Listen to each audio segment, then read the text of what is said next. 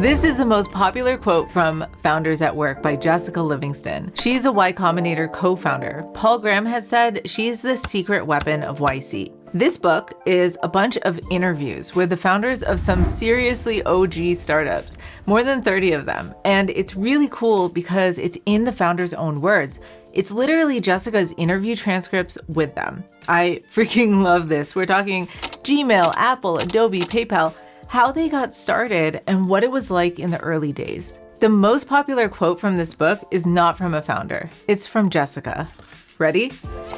Determination is the single most important quality in a startup founder. That was the biggest common thread from these success stories, determination. The founders had determination because building something new from scratch is really hard.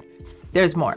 People like the idea of innovation in the abstract, but when you present them with any specific innovation, they tend to reject it because it doesn't fit what they already know. So founders had to deal with lots of rejection and hurdles, but maintain their determination. There's a caveat though. Jessica says, in addition to perseverance, she uses perseverance and determination interchangeably.